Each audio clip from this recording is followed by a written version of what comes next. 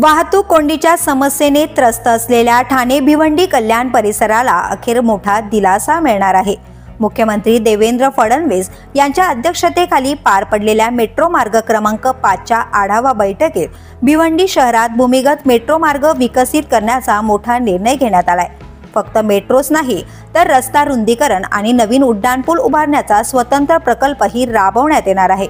वाढती लोकसंख्या, माल वाहतूकदारांची सततची रेलचेल आणि परिणामी निर्माण होणाऱ्या वाहतूक कोंडीला हा प्रकल्प कायमस्वरूपी पर्याय ठरणार आहे। ठाणे, भिवंडी, कल्याण आणि उल्हासनगर परिसरातील लाखो नागरिकांनी जलद, सुरक्षित आणि आधुनिक सार्वजनिक वाहतूक सेवा आता उपलब्ध होणार आहे। या प्रकल्पांतर्गत डीप टनेल तंत्रज्ञान वापरून मेट्रोसाठी भुयारी बोगदा तयार केला जाणार असून दुहेरी बोगद्यांच्या सहाय्याने रस्ता आणि मेट्रो एकाच वेळी विकसित करण्याचा पर्यायही अभ्यासात आहे।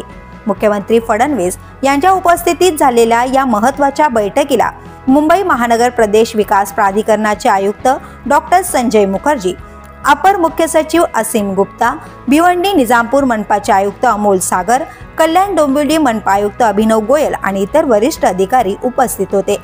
या निर्णयामुळे केवळ वाहतूकच नव्हे तर संपूर्ण परिसराचा पायाभूत विकास वेगाने होणार आहे।